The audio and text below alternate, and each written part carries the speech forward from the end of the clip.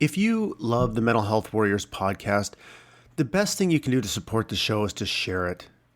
Share it on social media, share it with your friends, share it with people that you think that this episode would connect with, because the more people we reach, the more people we can help. And that is why I am doing this. So thank you for that. And thank you for listening. Well, we're back after the Christmas break, and thankfully I did not gorge myself on too much turkey and junk food. I'm not going to lie. I did eat some, and probably more than I would normally, but all things considered, when I compare it to other Christmases, I was quite in control this year, so I'm quite thankful for that. Anyways, this summer, I was sitting in the backyard, this beautiful, peaceful backyard, fountain going, cross-legged on a couch, drinking green tea, talking to the most amazingly peaceful woman about the power of breath and Ayurveda. And I thought to myself, my God, it is unbelievable how much my world has changed. I never could have imagined myself being here talking about this with such an amazing person, even just a few years ago. And I felt profoundly grateful in that moment to be able to share this experience with her. So I'm excited to introduce you to Sophie Hawkins. She's my guest today. And we have this really cool conversation where we talk about her experience. And she's got a really interesting story, how she sort of suffered at the hands of the traditional medical system. And then what her experience was like that led her to get into, I guess, the traditional medical system, and then what she's learned since. And we talk a lot about the power of the breath and how beneficial and grounding and critical it is to our own sense of peace and tranquility and well-being. And we talk about Ayurveda. We talk about all kinds of different things, to be honest with you. But it was a wonderful conversation. And I'm going to include her bio on the show notes page. But what I wanted to say was that Sophie is also a Thai yoga massage, or Thai massage, I guess, practitioner. And I've had the chance to have a Thai massage with Sophie. And I got to tell you, if you live in the London area, and you gotta check it out. It was such a wonderful experience. I loved it. It was healing and peaceful. And I just walked out of there feeling better and more relaxed, and also like I had formed a real human connection with someone. So thank you, Sophie, for that. You are an amazing woman. You are a master of your craft, and you taught me a lot, and I'm really grateful for it. So listen, everybody, enjoy this episode, and remember, take away from it. Well, I guess one thing you could take away from it is that your breath is really the center of everything. And there's so much of an opportunity to be more conscious and aware and grounded of our breathing, and to use it to our advantage, especially when times are stressful and we want to kind of come back into ourselves and not let ourselves get carried away with our own thoughts and emotions. And I've been practicing it a lot since I first met Sophie. And, I like everything else, it's going to be a lifetime journey, but I'm glad she planted the seed to help me see that there was an important piece of the puzzle that I could learn about and implement. So thank you to Sophie for that. And thank you for doing this podcast. And thanks again for the massage. Even though it was a few months ago, I'm still feeling limber. All right, guys, enjoy this episode. Oh yeah, and there's one other thing I wanted to mention. Sophie's internet connection was not the best on this episode, so it sometimes made having the conversation a little bit challenging, and I couldn't tell where she stopped talking. So you won't hear that on the recording because of the software that I use. Like, you won't hear any bad sound quality. But if the conversation, there's a few moments where it doesn't seem like it's flowing, that's the reason why. So it doesn't detract from the power of the conversation and Sophie's message, but I just wanted to make sure that I called that out. Okay, guys, enjoy the episode. Warriors are not born. Warriors are forged in the crucible of adversity. Warriors without fear are warriors without courage. We are men, destroying stigma and stereotypes.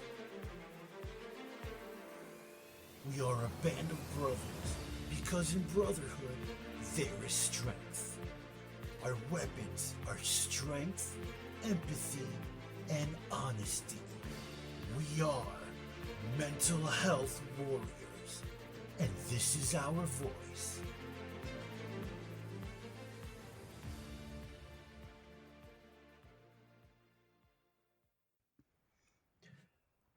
Sophie, welcome to the Mental Health Warriors podcast. Oh, very glad to be here, Jason. You know, I'm looking forward to continuing this conversation because I was telling people, I never expected, if you had talked to me even a few months ago, I never expected to be sitting in somebody's garden, drinking green tea, talking about breathing, and having this amazing conversation. So this is like another version of your backyard garden. It's just we're doing it virtually. You might even be sitting in there right now, actually. Oh, I'm pretty close to it, that's for sure. Okay, so yeah, there's so much I want to talk to you about. I mean, I guess the first thing that was really interesting is kind of your backstory. I mean, I like to talk about people's backstory so we have some context and people get to know you and feel connected with you. But you have a really interesting one about a very specific experience that you had that ended up with you being hospitalized and really changed the course of your life. So can you tell the audience about that? Sure, be happy to. In my early 20s, I was under a lot of stress in my life, and I had a young daughter and looking after my mother dying. And so a lot of different experiences and circumstances kind of built into me having what they would call in psychiatric circles a psychotic break. Now, from my perspective and from my learning, and at the time, I would have called it, and it is called in other circles, a spiritual emergence.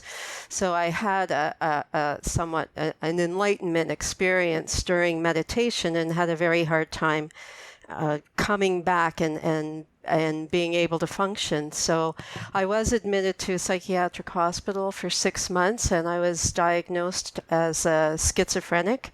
And that was a very traumatic experience for me all around. And it changed the course of my life because after I got out of the psychiatric hospital, I went back to school. It took me a little while to get back on my feet, probably a couple of years, but I did end up going back to school, back to university and finishing my art degree and then going into Masters of Education in Counseling. And then after that, I worked with psychiatric survivors and in the mental health profession for over 20 years. So it was a very huge learning curve to come out the other side, get off the medication, really start to understand what happened to me and what's happening to other people. And then to have a lot of criticisms about how things are handled in the psychiatric profession, but not have any real, anything really substantial that I could offer as an alternative until many years later when I started learning more about Ayurveda, which is a system of medicine from India, and my further studies in yoga and meditation. So I've had a very broad range of experiences that have led me to my understanding of things today. Wow, that's so interesting. There's so much I want to talk about there. So this experience that led you to be hospitalized, I mean, so you have a very different perspective on it than what the medical system labeled you as, I guess. But can you talk about what that was like? I mean, one thing I'm always really interested in is when people have these experiences, and with the benefit of time and space, sort of the relationship they have with them. Like I look at myself and I remember some of the feelings that I had when I was, hurting and grieving and when my life was painful and my wife was sick. And the relationship I have at that time is almost abstract in a way because I know what I went through. I've put words to it, but I don't remember how visceral it was. It's hard for me to remember that. So can you just walk the listeners through sort of more in depth what that experience was like for you? Sure. Well, along with certainly missing my daughter tremendously because we hadn't been separated since she was born, and she was not quite two when I was admitted to hospital. So that in itself was incredibly difficult for me. But prior to being admitted to hospital, I was doing a fairly intensive meditation practice during a time of great stress. And I know now that that certainly is contraindicated. So when your life is very, my mother was in diapers and gangrene in her feet and being taken by ambulance to hospital for even yet another round of chemo, which was insane at that point. But so all of those pieces, and looking after my daughter, just having been split up from my ex, and this intense meditation practice with a diet that was very low fat. So I was doing a macrobiotic diet at that time, which is very healthy. It's plant-based grains, beans, vegetables, sea vegetables, a very healthy food, but fairly low fat. And so you take a low-fat diet with a person with my constitution and my tendencies to being a very sensitive individual. You put a lot of stress in their life, and then you throw a intense meditation practice on top of that.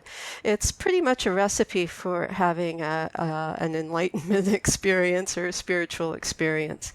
A lot of times yogis in India and in other spiritual traditions, shamanism as well, you will go through a period of cleansing and also sometimes fasting, and put yourself through some hardships in order to get to that place where you experience yourself as not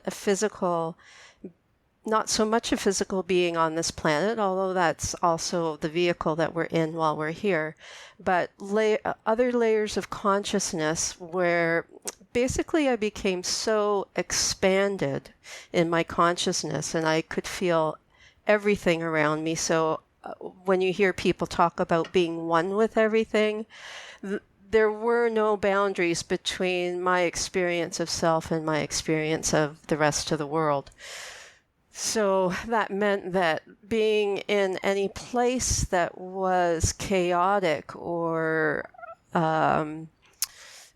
being under fluorescent lighting, anything like that, I was so sensitive at that period of time that those things were actually somewhat painful to me. So I walked around for 3 weeks in that state, and it was a beautiful experience, absolutely beautiful experience. But I wasn't able to function in my day-to-day life, and there are not any options here in the West for people who are going through that experience, unfortunately. In other parts of the world, some things are done differently, and India is one of those places where they have a long tradition of understanding consciousness in a much deeper way than we do here in the West. And so certainly there are treatments that are available for people that either get into a state of spiritual emergence or also in states of psychosis or any kind of so-called mental illness. Lots of ways to help and assist someone come back to a normal, what is normal for them, way of being in the world that we have no clue about here. Interesting. So one thing you said that's I think will be surprising to people is that you said meditation, or maybe it was deep meditation, but maybe you can talk about it more, was contraindicated in your situation. And I think people listening might find that surprising because you were mentioning you were under extreme stress. And I think that maybe the conventional wisdom is that meditation would be a perfect way of coping or getting yourself through that. Oh, very good point. You have to look at the constitution and the condition of each individual. So for most people in the West, meditation is not going to be it's going to be a helpful practice during stress, because most people in the West are very firmly planted in their physical body, and in fact, they think that's where they end, right? And the thinking in the West is that consciousness comes out of the material mind, where it's exactly opposite in the East. The body is in the mind, so consciousness is much greater than this physical vehicle that we're in. And people who have near-death experiences and things like that, they also talk about these things quite clearly, and so we're getting accounts of that in the West as well. But when you look at someone like myself who has a very, very sensitive constitution and has, I used to describe myself as a satellite dish, just kind of picking up on everything that was around me. But I wasn't very well grounded in my own body. So probably due to childhood trauma and things like that. So sometimes you see this with people who have a lot of post-traumatic stress disorder where there's unremembered trauma in their past.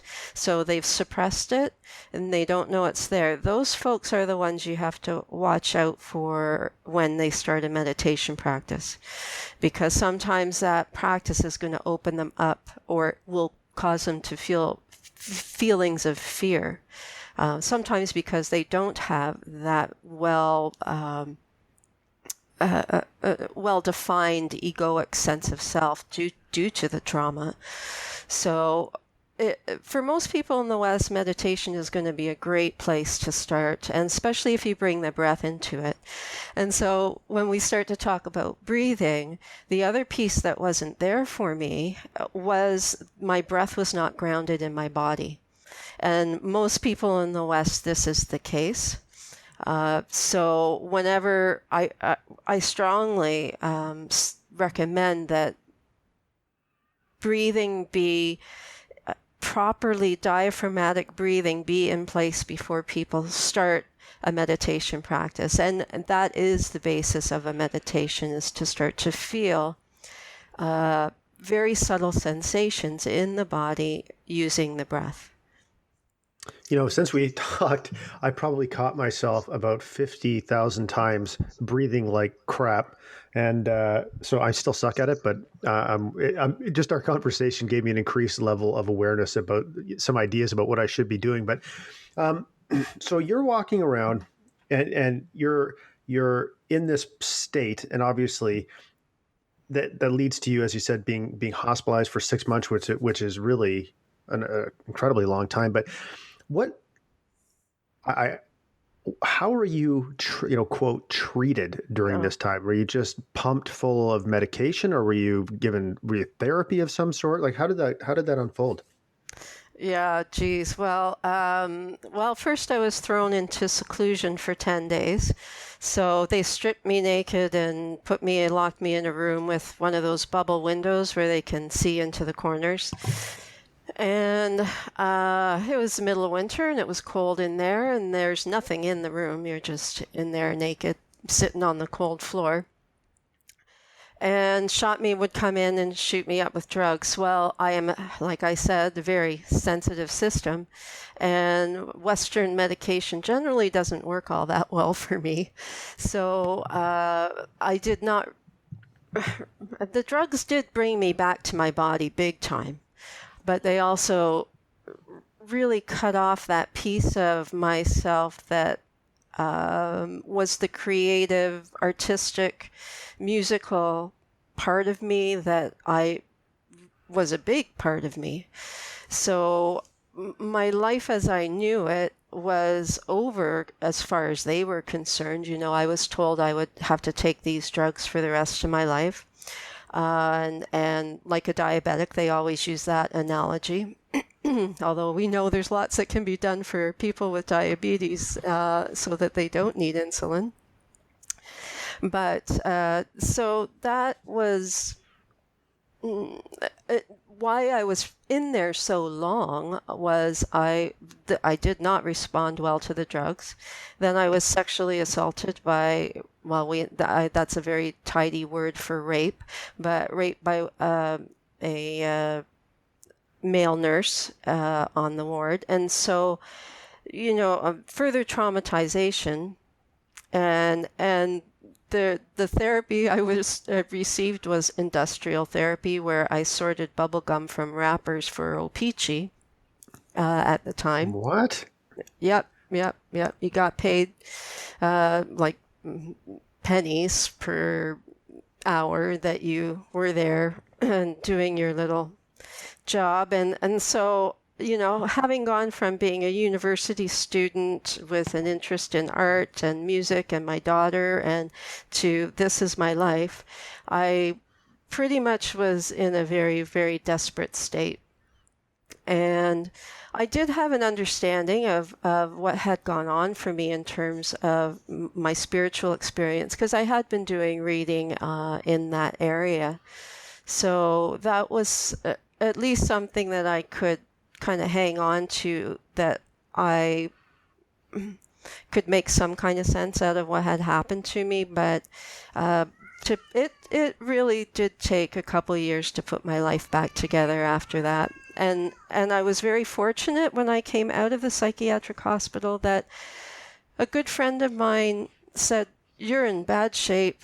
You need to see a counselor in London." And I did. I went to see her and did see her for several years after that. She was a wonderful support, but she had seen this many times where someone was over-medicated due to a traumatic, stressful event in their life that was never even much acknowledged by the medical staff, right? Yeah. So when you came out of the hospital, did you believe that you were schizophrenic? No.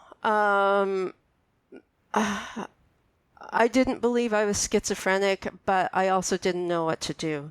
Mm-hmm. So I was in a pretty bad state, and I said to myself, I'll give it a year for my daughter's sake. If I hadn't had her, I probably would have killed myself in the psychiatric institution.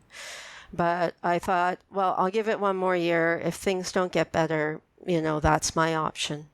So I definitely understand people, especially intelligent, creative people who get into that system and their lives are so devastated by the treatment. Forget whatever got them there in the first place. That's never dealt with or looked at. But the treatment itself can be kind of the nail in the coffin for a lot of people. Can you hear my cat? I can hear your cat. Would you like me to get him out of the room? Sure. Yeah, whatever. Okay, buddy, come on. Oh, well, I love keeping it real. Yeah, he's a little heavy. No, I'm just trying to boot him out the door here. Out you go. All right, there we are. That's funny. So then, as you go through this counseling, I mean, at this point, what is that doing for you? What realizations are you having? Well, first of all, we had to get me off the drugs. So, I mean, it was a great relief for me the first time I saw her. And by the end of the session, she said, "You're not schizophrenic, you're strung out on drugs." And so that for me just gave me hope. And she had a referral to a psychiatrist in the community who had helped her with other people before to get them off the medication. And it was a process. Getting off the medication took a good almost a year in itself. And this is what a lot of people don't understand and why they get into trouble. You can't just start taking those drugs, especially at the high doses that they often will give them, and come off them cold turkey. That's pretty much a recipe for another the side effects of coming cold turkey off those medications is often a psychotic break. So, especially if you're on neuroleptics, and even the antidepressants, you want to be careful. You want to go slowly, and you have to deal with the issues in your life that have gotten you there in the first place. And you have to address diet and lifestyle, your relationships, and you're having a supportive community around you, and also having some kind of understanding for your own self of what you're here for and why you're here. So it took a while to get off the meds, and each time that I would reduce the medication, I would be very ill for several days. It would be like a really bad flu that just didn't feel good at all. So through a process of coming off the medication and getting some help to address the issues that got me there in the first place. And one thing I don't know if I mentioned was that I'm adopted. And if you look at there's been studies where they've looked at the population of psychiatric institutions, and some studies will find that up to 40% of the people in there are adopted. And yeah, kind of interesting. So, and at that time when I had that experience that ended me up in the hospital, I had recently met my biological parents, and there were some stressors around that relationship as well. So I had a lot of kind of old childhood stuff coming up at the same time that my adopted mom was dying, and my adopted father had died years before. So, when you look at people's lives, and I worked in mental health for 25 years, community mental health, so I certainly met with a lot of people who were in similar situations to myself. But what I found, and people who work in the field will tell you this, is that people who end up in psychiatric institutions often have childhood trauma that has never been dealt with. So a big part of my healing from the whole experience was addressing some of those issues. Luckily, the counselor that I went to had a lot of experience with adoption and with teasing out those relationships, and she was just instrumental. I mean, to this day, I am entirely grateful to her for what she has done for me. And I know there's many other people in the community who feel the same way about her. And I would say her name, but I don't know if I... Well, you can ask her, and if Yeah. she wants a shout out, we'll put it in the show notes page. How's that? So Yeah, okay.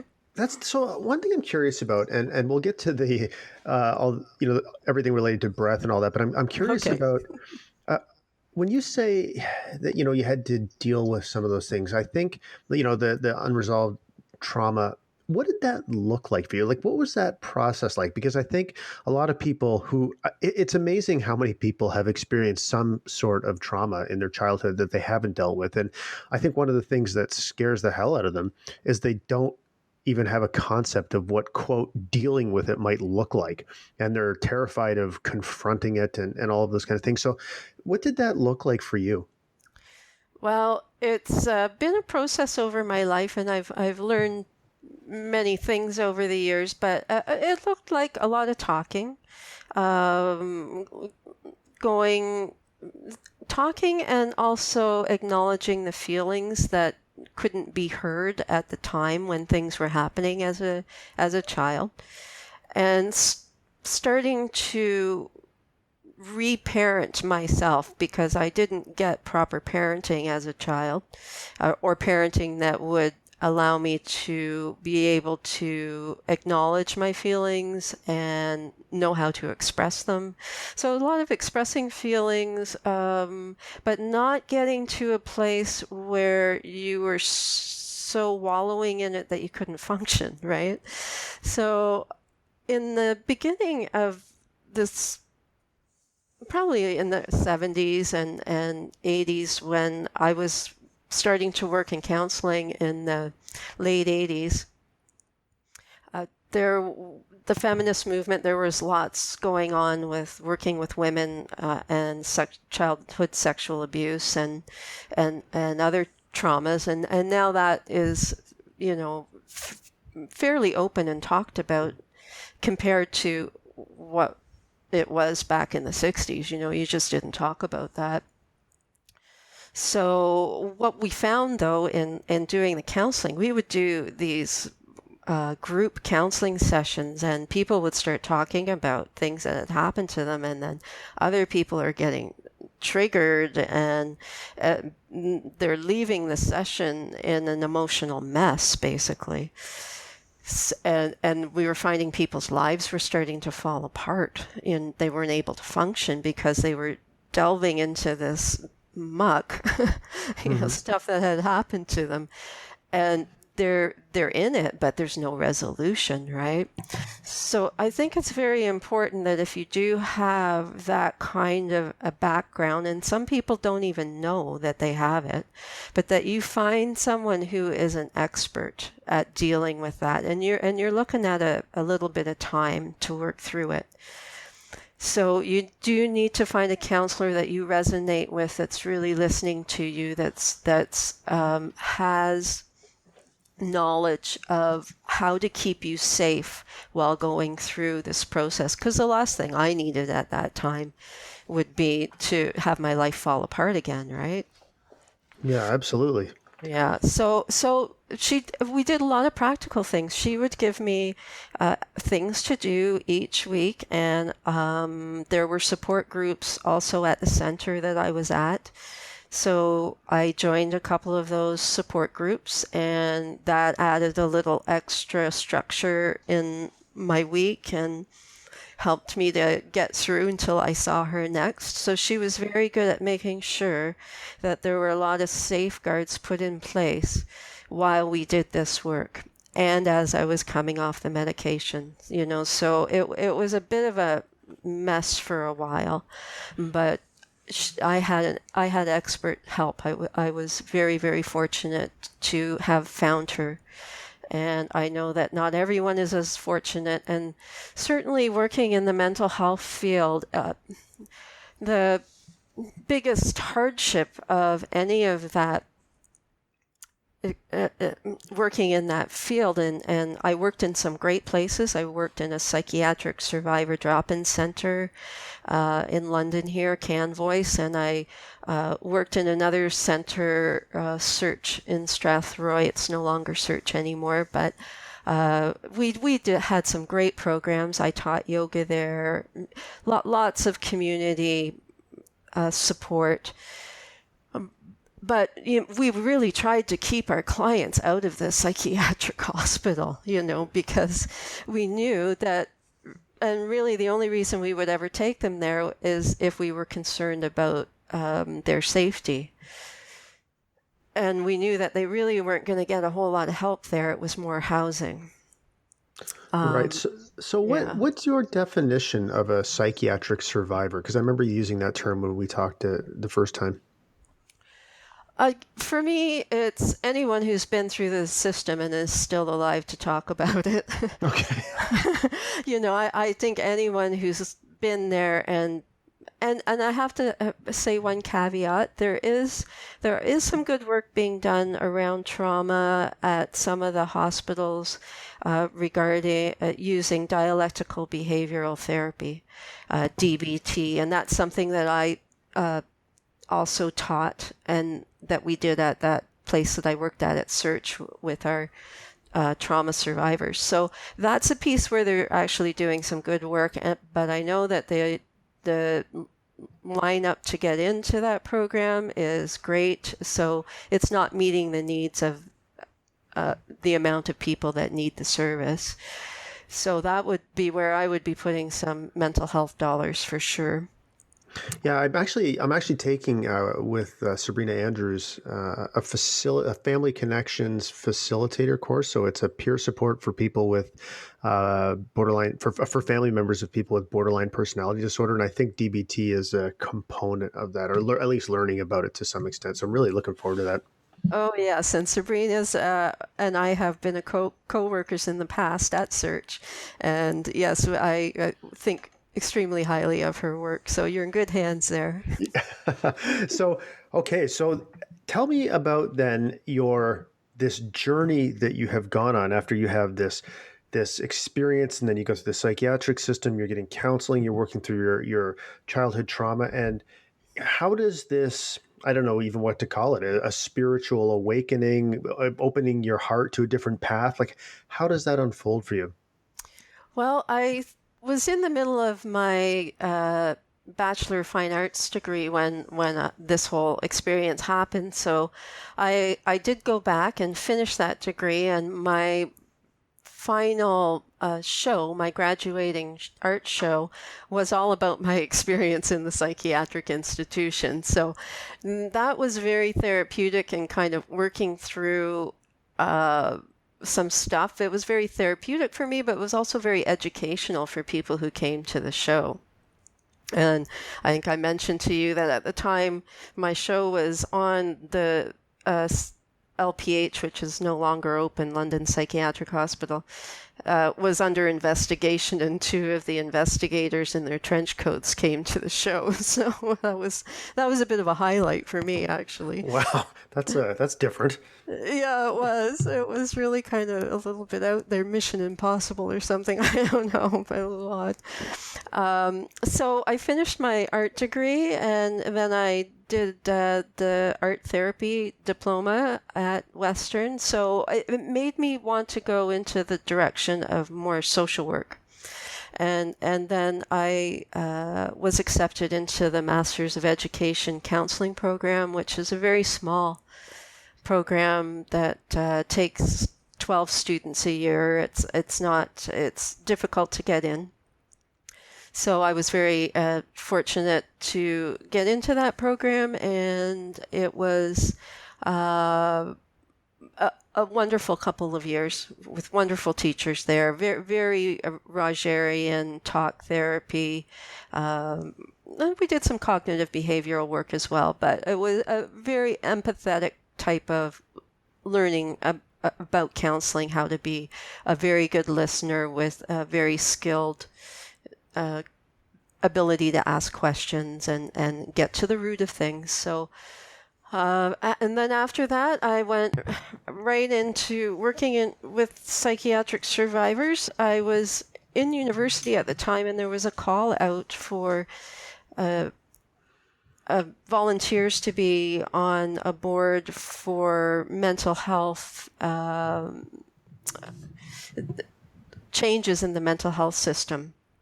And I applied to be on that board and got chosen. And it was interesting that I got chosen because there was a psychiatric survivors group in town that were very politically active and socially active, and they had put forth a couple of very good people to be on that board. But who did they choose? They chose a university student that had no connections to any of these groups. And I thought, isn't that politically interesting that they chose me and not one of these people who was very well informed? So at that meeting, the people from CanVoice were there, and the CEO at the time or ED at the time came up and said to me, do you want a job? So I wasn't even finished my master's. I was just finishing it up. I had a couple more months to go, and I started working at this psychiatric survivor drop-in center. And that was a great education. I had a lot of support. There were lots of people coming there who had very similar perspective on things that had happened to them. And we definitely all had a bond because of our experiences in the psychiatric system. And so I worked there for many years, and I worked at the Sexual Assault Center here in London. I did some volunteer work at back then it was called the Battered Women's Advocacy Center. It's now the London Abused Women's Center. And I worked with homeless people, was part of the group of people in London who started up Streetscape at the time, it was called.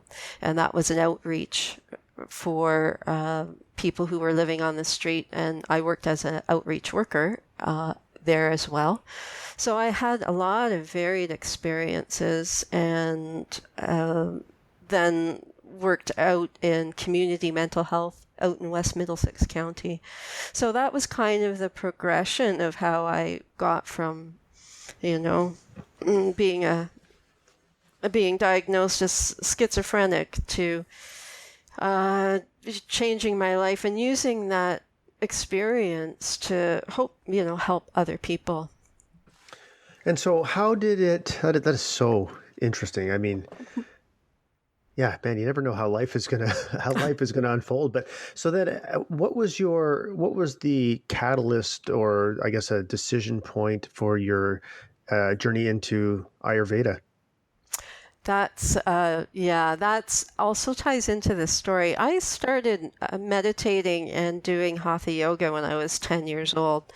So my mother taught me how to meditate very inadvertently, because as she would go into her screaming rages, I would, in order to kind of survive it, I was such a sensitive little thing, I would stare at the African violets or the fish tank, something that was alive. And I would just kind of focus until I felt kind of expanded and not really there. So that was how I dealt with that as a child. And then as I started reading about yoga and the few little books that were on the market in the West at the time, Richard Hittleman's Guide to Yoga, that's the one that those of us who started way back when will remember. So I found there to start to use breathing and with stretching. I was always doing gymnastics as a kid, but when I started deliberately breathing with movement, that was just a beautiful experience for me, and really helped me through a lot of things, even through the psychiatric hospital. I was allowed to do yoga in bed. So that did help me. But I really didn't know how to breathe. And I took probably about 15 years ago now, I took a yoga teacher training course in London. It was the first one offered here in London. And it was a year long. And so I became a yoga teacher after that. And I taught yoga at that mental health center, as I mentioned. And then have always been interested in diet and health. I saw my mother get sick and sicker, taking more and more drugs as, she developed this illness and that illness and diabetes and cancer. So I saw how the current, I wouldn't even call it a health care system. I think we have a disease management system. And I saw how that failed her, and I saw what she ate every day too, and how that contributed to her illness. So I got hooked up with a naturopath Ayurvedic doctor in town at the time, and he was an expert on breathing and yoga, very well read in that field, and we eventually ended up being partners for 10 years. So we ran a Ayurvedic and clinic, Thai massage clinic. So what happened? I met him. I learned how to breathe. I learned how to use my breath during meditation to keep me grounded in my body. And I started using those skills and that awareness with my clients as well. And then one day I was rubbing his feet and he said, "Oh, that's a nice massage. You should be a massage therapist. You should be a Thai massage therapist." I didn't even know what Thai massage was at the time. So I went to Toronto and I had a treatment, and I totally loved it. And I understood a whole lot about it because of my work with breathing and my sensitivity in the body at the time. And the basis of Thai massage, the philosophical and theoretical basis, is in Ayurveda, Chinese medicine, and Buddhist meditation practice. So those three things were right up my alley. And So after meeting my partner, who was an Ayurvedic doctor under the umbrella of naturopathy, I started studying Ayurveda, and I would do all the cooking classes for the clients. So you can understand Ayurveda in intellectually, but if you don't know how to cook, you can't implement it into your life. So he would see clients. I would see people get better.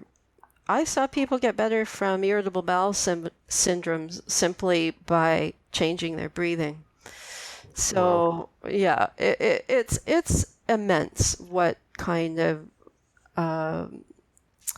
changes can happen when you shift from a fight and flight breathing, which most people in the West are in. I've been a Thai massage therapist now for 13 years, and in that time, I think I've met, and I'll be generous here, but I can really think of 3 people, but I'll say 5 people who were actually breathing with a proper diaphragmatic breath. Hey, hold on a second. So add 1 to that after we met, right? Oh yeah. Right. Wrong. Oh yeah. Yeah. No, I'm just kidding. It's true. Like it's and myself, I understand it because it was the same for me, right? So I know what my process was in going through that shifting, and it becomes a having to be aware that you are breathing, and then you have to become aware of where you are breathing. And then that becomes this amazing journey of becoming intimately connected with the you who's inside you. So wherever your breath goes, your consciousness will follow. And wherever your consciousness goes, your breath will follow. So if you're up in your head all day thinking, and most people I meet are heads that are pulling bodies around. They're not in their body. I meet people who don't know that their feet are cold. Or if they do, they don't do anything about it. They just ignore being comfortable in their bodies. And when the breath is high up in the chest, like most people's is, then you're in a chronic fight or flight, adrenal overload, stressed out state. And so you can talk about doing things for, learning to relax and working with positive affirmations, and all those things are good.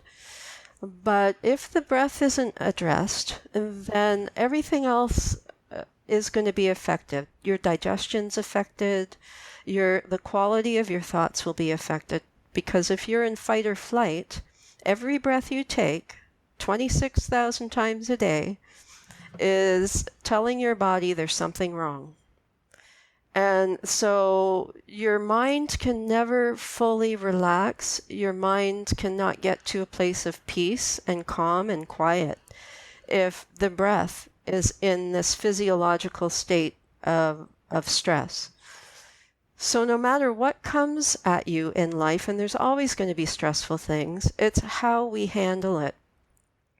And sometimes we need lots of support and help for the big things in life. But anytime something comes at me now, the first thing I do is make sure my breath, I'm breathing properly, my breath is down.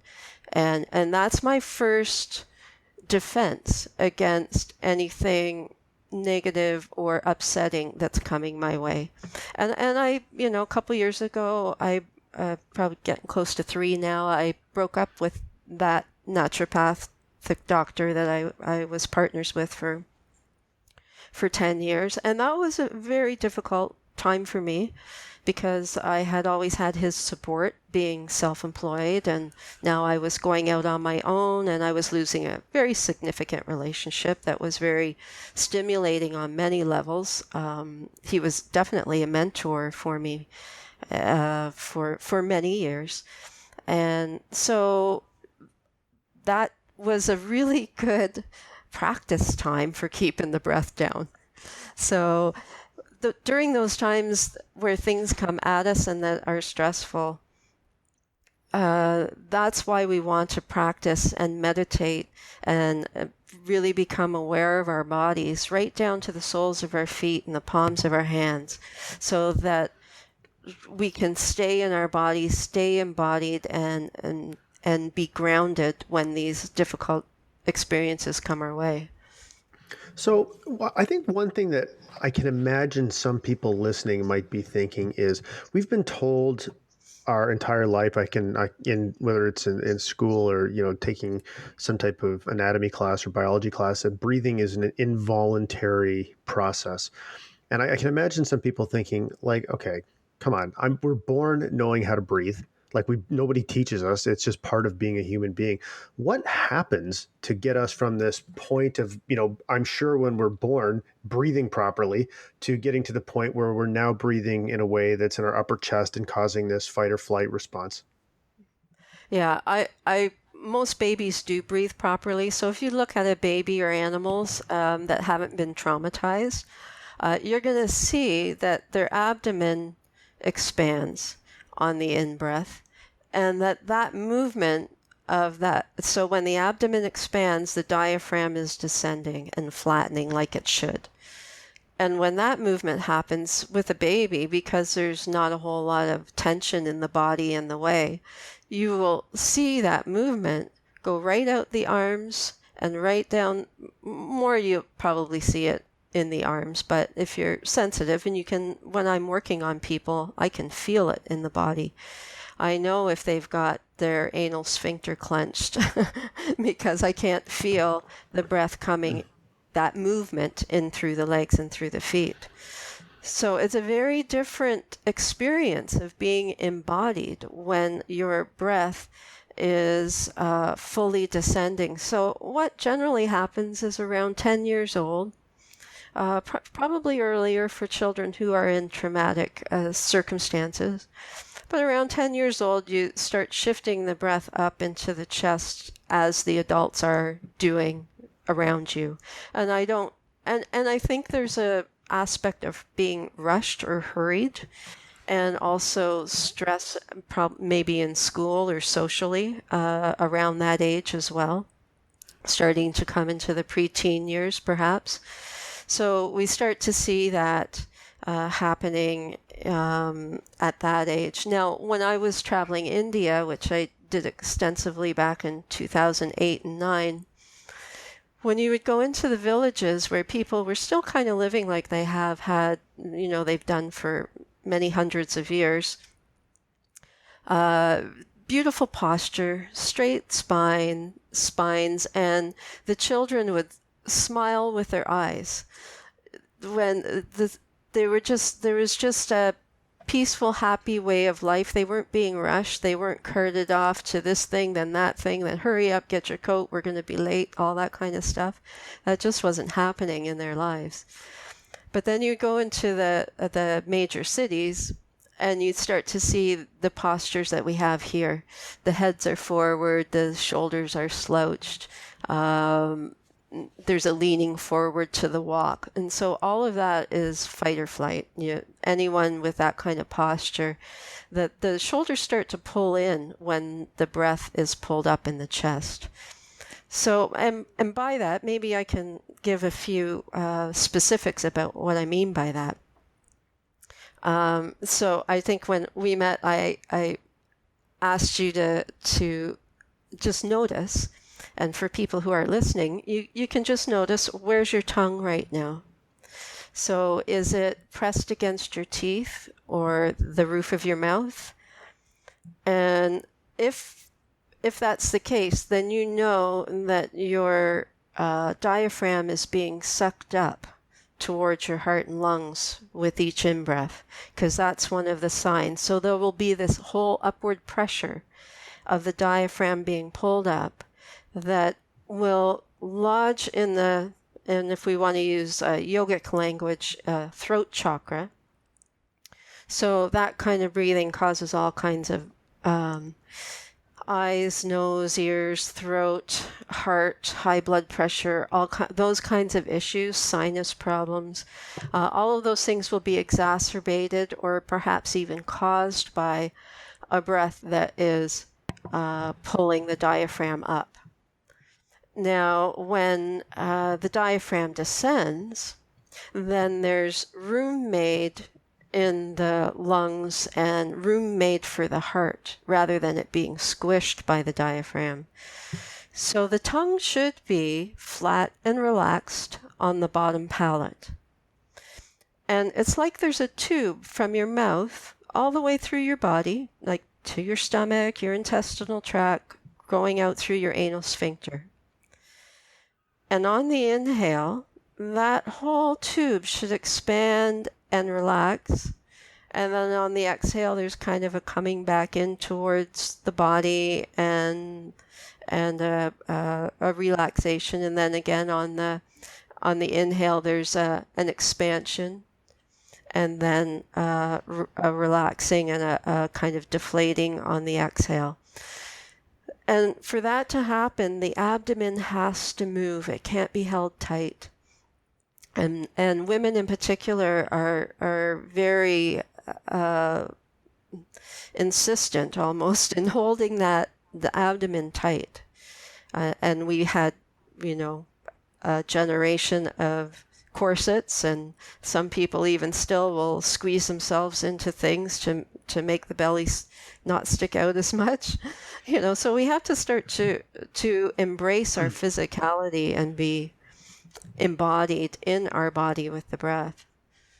I never realized until this moment just how destructive these ridiculous skinny jeans I'm wearing right now are. Maybe I'll put my microphone on mute and take my pants off and start breathing right. Well, there's a saying, change your clothes and change your life.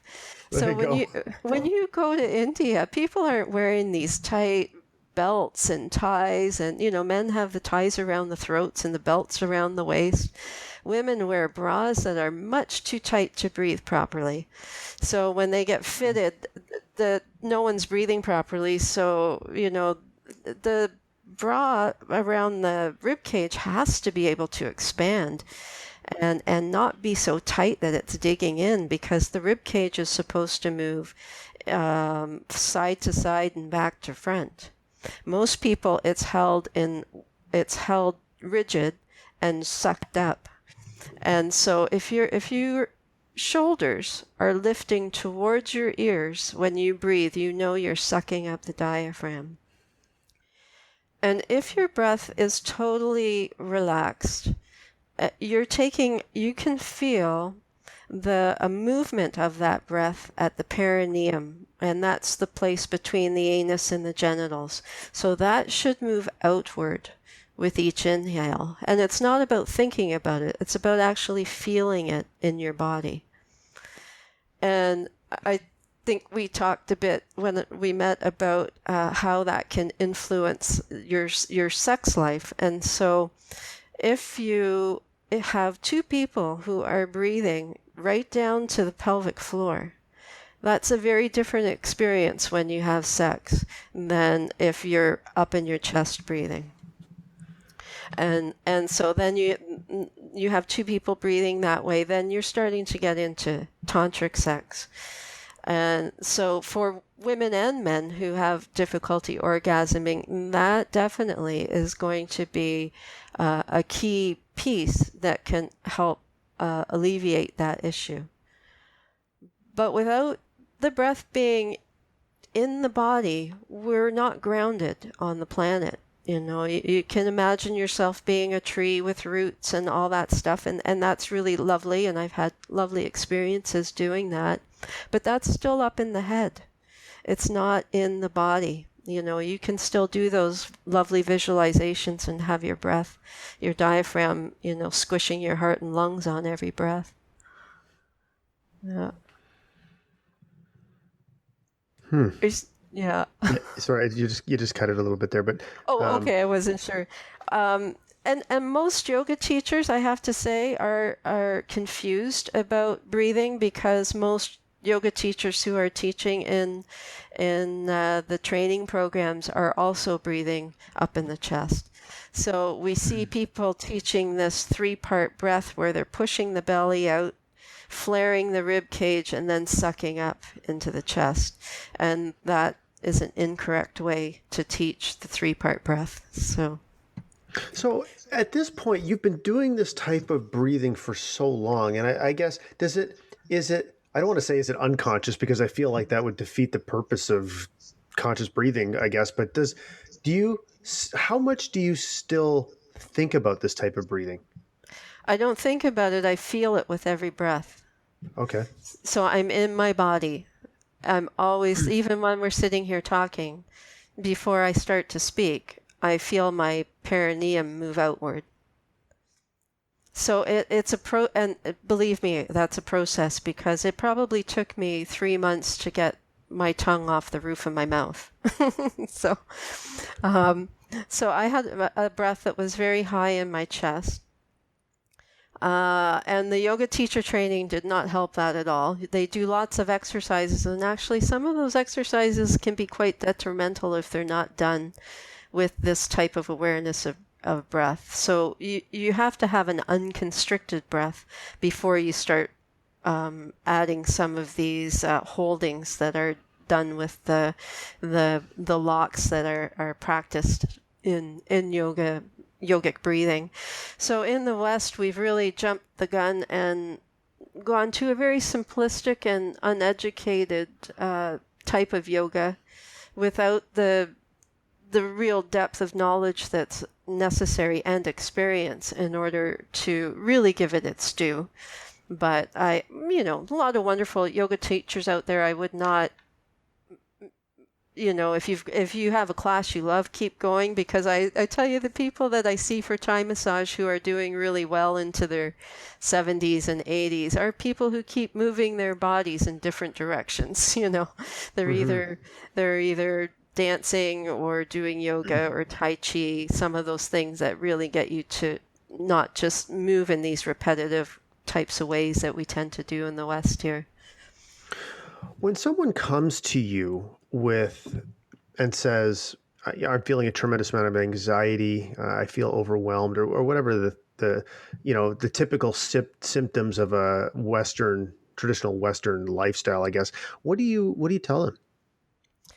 Well, first of all, we address the breath, and that's the first thing that's addressed for anxiety in many places in Europe too. I mean, that should be the first treatment for anxiety, worry, because if I breathe up in my chest now, I immediately will feel more anxious than I did the breath before, because you are squishing your heart and lungs and telling your whole nervous system that there's something wrong.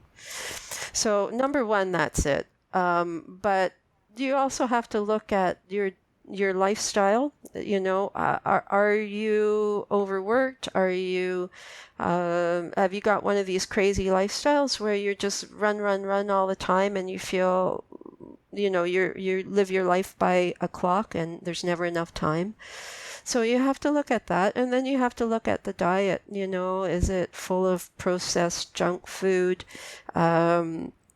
Is it got, are you being nourished? If you're eating out a lot and eating fast food or anything that comes in a box that's been made by a human, it doesn't get into my house.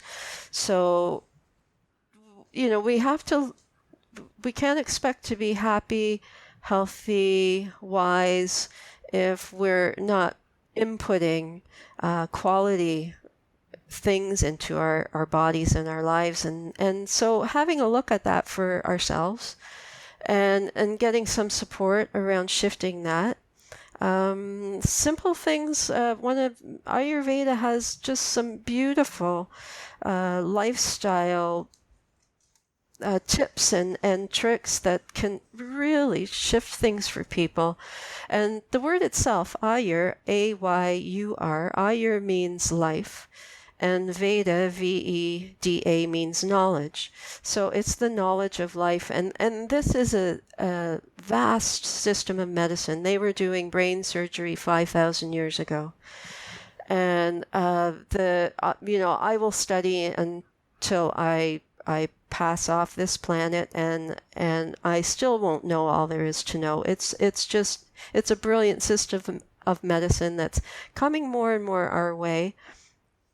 The other system of medicine that's really worthwhile if someone is ill to look into is Chinese medicine, traditional Chinese medicine. I don't find it as accessible as Ayurveda. When I teach people start the basic system and philosophy of Ayurveda, people say things like, "Oh, this just makes so much sense, and why aren't we taught this in school?" And I would love for the schools to be teaching this. It would change our world.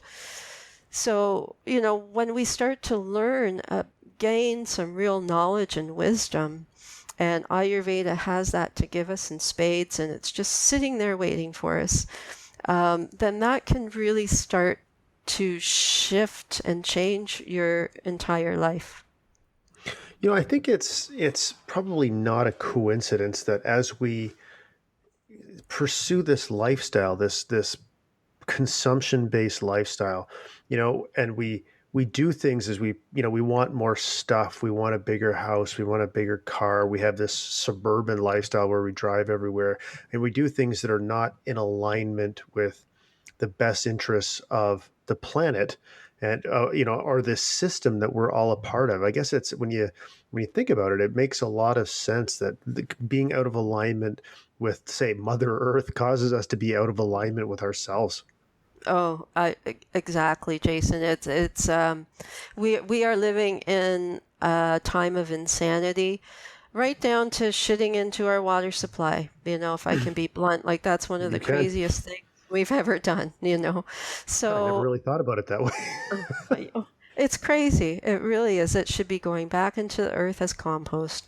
So, I'm working towards a tiny home with a compostable toilet and being off grid. And, that's my next little bit on my path. But I think for many of us, it's simply starting to look at consumption and when you have a lot of stuff around you and a lot of clutter around you, that's indicative too of our mental state. So the more that things are messy on the outside, often the more there's kind of confusion and lack of clarity on the inside. And so, we all know those geniuses with messy desks too. So there's always exceptions. But certainly starting to feel some peace, you have to have some peace in your life. I think all of us want a sense of freedom and a sense of peace, and a lot of us feel trapped into situations that are detrimental to our health and not necessarily that helpful for the people we love around us either. You may be thinking that you're doing all these things for your kids. Sorry, you cut out. So I'm going to keep talking. I'm going to start talking here. And okay, sorry. But I was just going to say, like when I was at your place, it was beautifully peaceful, and I think that just being able, I consider our home peaceful as well, but yours was at another level. I mean, it was simple and calm, and I don't know, it felt like I didn't want to leave. So, and I think that's wonderful that you're modeling, the philosophy that you believe in. I think that's a wonderful thing. So I think that's a wrap. I feel like, is there anything else anything we didn't cover that you feel passionately about that you want to let our audience know about? Oh, lots. So well, I'm sure there is. We'll have to do this again sometime for sure. Yeah. I'm very passionate about Ayurveda, and I think if there's anything that can be helpful for people, give yourself a treat. Come in for a Thai massage. We'll work on breath. And I always do that with people in the first session because it is so important. And there's lots about Ayurveda online. I have an online course that's about to launch, and you can certainly look me up as well. But that would be the direction that I would point people to, and I can certainly talk about any of these things a lot longer than we have today. So, but I appreciate the opportunity, and it's been wonderful to meet you, Jason. I think you're doing some very interesting, important work. Yeah, well, you know what? Thank you so much for being on the show. And we'll include all the links to how people can get in touch with you and find out more about what you're doing in the show notes page. And I would love to have you back at some point to dig into some more interesting topics because I know you are an Ayurvedic encyclopedia. Okay. Well, thanks, Jason. Great to be with you today. Okay, thank you.